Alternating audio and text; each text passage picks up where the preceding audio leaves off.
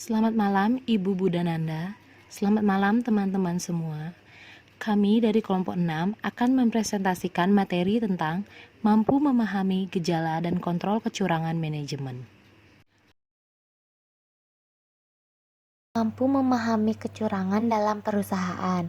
Kecurangan adalah tindakan atau perbuatan disengaja dan menggunakan sumber daya organisasi atau perusahaan secara tidak wajar untuk memperoleh keuntungan pribadi sehingga merugikan pihak organisasi atau perusahaan yang bersangkutan maupun pihak lain. Kecurangan bisa terjadi karena sifat. Yang pertama ada tamak, yang kedua besar pasak daripada tiang, yang ketiga terlilit hutang, yang keempat kebutuhan biaya pengobatan, yang kelima kebutuhan uang mendesak, yang keenam kerugian keuangan atau aktiva pribadi, yang ketujuh penyakit mental, mungkin karena berjudi, menggunakan obat-obatan terlarang, dan perilaku seksual yang mahal. Yang terakhir ada tekanan beban pekerjaan. Ini terjadi karena jam kerja yang terlalu lama, merasa kurang dihargai sesuai prestasi, jenjang karir yang tidak jelas, dan lain-lain. Selanjutnya ada unsur-unsur kecurangan. Yang pertama, harus terdapat salah pernyataan dari suatu masa lampau atau sekarang. Yang kedua, fakta bersifat material, dilakukan secara sengaja atau tanpa perhitungan untuk tujuan tertentu, misalnya menipu. Yang ketiga ada dilakukan oleh orang-orang atau luar organisasi dengan maksud untuk menyebabkan suatu pihak beraksi. Yang keempat, secara langsung atau tidak langsung merugikan orang. Yang dimaksud adalah pihak yang dirugikan harus beraksi terhadap salah pernyataan tersebut yang merugikan. Yang kelima ada kecurangan di sini termasuk namun manipulasi penyalahgunaan jabatan, penggelapan pajak, pencurian aktiva, dan tindakan buruk lainnya yang dilakukan oleh seseorang yang dapat mengakibatkan kerugian bagi organisasi atau perusahaan. Yang keenam, adanya perbuatan yang melawan hukum untuk mendapat keuntungan pribadi atau kelompok. Yang ketujuh, kecurangan biasanya mencakup 3 langkah.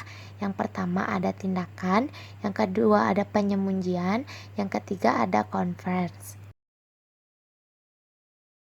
Mampu memahami pencegahan deteksi dan pelaporan kecurangan. Yang pertama ada membangun struktur pengendalian intern yang baik. Yang dimaksud adalah manajemen perlu mengadakan struktur pengendalian intern yang baik dan efektif untuk mencegah kecurangan. Yang kedua, mengefektivitaskan aktivitas pengendalian. Yang ketiga ada meningkatkan kultur organisasi. Dapat dilakukan dengan mengimplementasikan prinsip-prinsip GCG. Yang keempat, mengefektifkan fungsi dari internal audit, sehingga diharapkan mampu mendeteksi terjadinya kecurangan dan dapat memberikan saran-saran yang bermanfaat kepada manajemen untuk mencegah terjadinya kecurangan. Selanjutnya saya akan menjelaskan tentang mampu memahami proses pengaudit kecurangan cyber. Manajemen risiko yang efektif adalah produk dari beberapa lapis pertahanan risiko. Audit internal harus mendukung dalam memahami efektivitas pengendalian cyber security.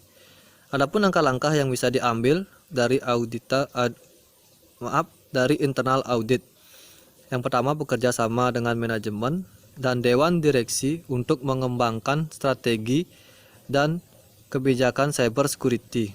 Yang kedua, mengidentifikasi peluang untuk memperbaiki kemampuan organisasi untuk mengidentifikasi, menilai dan mengurangi risiko cyber security ke tingkat yang dapat diterima. Yang ketiga, mengakui bahwa risiko cyber security tidak hanya bersifat eksternal, menilai dan mengurangi ancaman potensi yang dapat timbul dan tindakan karyawan atau mitra bisnis. Yang keempat, memperluas hubungan dengan komite audit dan dewan untuk meningkatkan kesadaran dan pengetahuan tentang cyber security dan memastikan bahwa dewan direksi tetap terlibat dalam masalah cyber security dan mengetahui perubahan sifat cyber security. Yang kelima, pastikan risiko cyber security terintegritas secara formal ke dalam rencana audit. Yang keenam, kembangkan pemahaman tentang bagaimana teknologi dan tren yang muncul dapat mempengaruhi perusahaan dan profil risiko cyber security. Yang ketujuh, mengevaluasi program cyber security organisasi terhadap cyber security NIST framework dengan menyadari bahwa framework tidak mencapai tingkat kontrol. Program cyber security mungkin memerlukan evaluasi tambahan terhadap ISO 27001 dan 27002. Yang ke-8, carilah kesempatan untuk mengkomunikasikan kepada manajemen bahwa sehubungan dengan cyber security, kemampuan untuk melakukan pencegahan memerlukan integritas keamanan antar sumber daya manusia dan teknologi. Yang ke-9, tekankan bahwa kontrol cyber security dan cyber incident response harus menjadi prioritas manajemen puncak. Sebuah protokol eskalasi yang jelas dapat membantu membuat kasus ini mempertahankan dan membuat prioritas ini. Yang terakhir, mengkaji setiap staf IT atau audit dan kekurangan sumber daya serta kekurangan teknologi atau alat pendukung yang dapat menghambat upaya pengelolaan risiko cyber security. Saya akan menjelaskan mampu memahami program audit untuk pemeriksaan kecurangan. Yang pertama ada objek audit. Pada prosedur penjualan, yang menjadi objek audit adalah bagian-bagian yang terlibat langsung dengan penjualan. Yang kedua, tujuan audit kecurangan pada kegiatan penjualan untuk mengidentifikasi jenis kecurangan apa yang terjadi terhadap kegiatan penjualan dan pencatatan piutang di dalam perusahaan untuk mengetahui kapan dan di mana terjadi kecurangan yang dilakukan terhadap kegiatan penjualan dan pencatatan piutang di perusahaan dan untuk mendeteksi bagaimana kecurangan yang dilakukan terhadap kegiatan penjualan dan piutang perusahaan serta yang harus bertanggung jawab terhadap kecurangan tersebut. Selanjutnya, yang ketiga, ruang lingkup audit kecurangan pada aktivitas bagian penjualan meliputi prosedur-prosedur, kebijakan penjualan, dan kelengkapan dokumen pendukung. Yang keempat, ada prosedur audit terhadap penjualan. Antara lain, periksa terhadap sistem penjualan yang digunakan, periksa terhadap laporan penjualan yang terjadi selama 1 hari, tes terhadap secara customer, secara acak dengan apakah faktur penjualan telah sesuai dengan nominal yang terdapat di faktur penjualan, dan periksa bukti pendukung penjualan yang telah diotorisasi. Prosedur audit terhadap piutang antara lain, periksa secara fisik dan bandingkan dengan faktur penjualan dengan laporan penjualan secara harian, minta aging schedule dari pencatatan piutang, periksa terhadap piutang yang sudah ditagih dengan bukti pendukung yang telah dilampirkan, dan mengevaluasi ulang pemeriksaan agar tidak terjadi salah pencatatan. Materi 2.5. Mampu memahami kontrol minimum.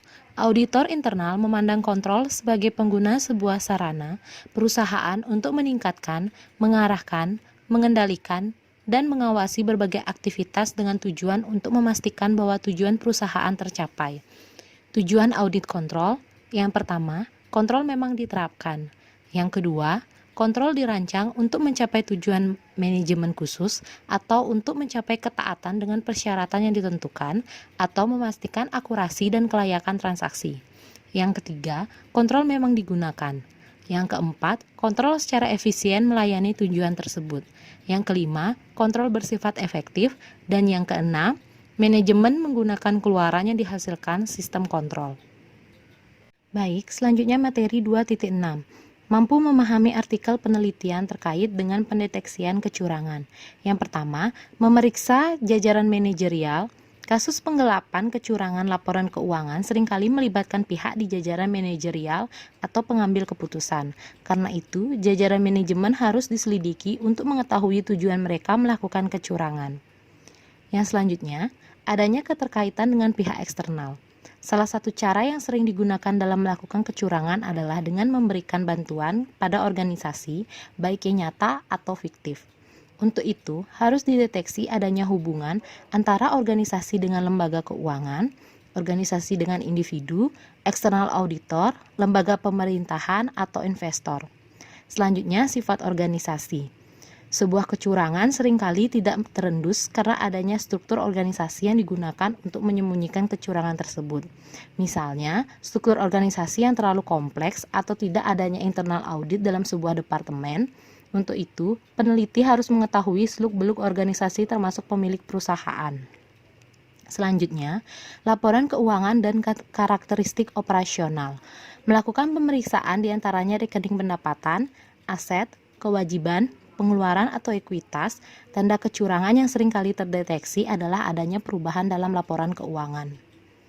Selanjutnya, auditor internal. Tujuan dari auditor internal adalah untuk membantu pihak manajemen dalam pertanggungjawaban dengan memberikan analisa, saran, dan penilaian serta kegiatan yang diaudit.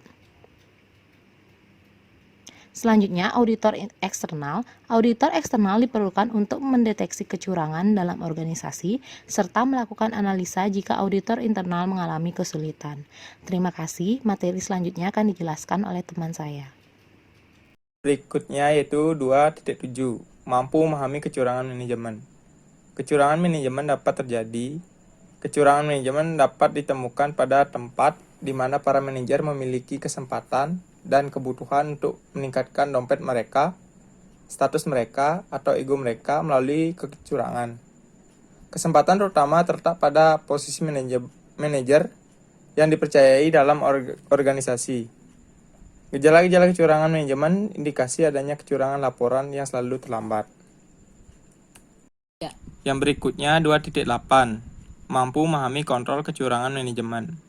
Mengontrol kecurangan manajemen, beberapa ukuran kontrol diterapkan oleh manajer eksekutif adalah: yang pertama, menetapkan standar anggaran dan statistik serta melakukan investigasi untuk pangan material yang terjadi. Yang kedua, menggunakan teknik analitis dan kuantitatif atau analisis serial waktu dan korelasi serta metode sampling secara acak. Yang ketiga, membandingkan kinerja dengan standar normal industri sekaligus dengan kinerja lain yang dapat diperbandingkan di dalam organisasi. Yang berikutnya, mengidentifikasi indikator-indikator proses yang kritis, hilangnya leburan pengerjaan ulang pada saat pembuatan dan perakitan, serta pengujian laba kotor di operasi beli, jual, atau jual eceran. Yang terakhir, secara seksama menganalisis kinerja yang terlihat terlalu bagus dan juga memenuhi standar. Sekian presentasi dari kelompok kami. Kami mohon maaf jika ada salah kata dan salah ucap. Terima kasih telah menyaksikan video kami. Selamat malam.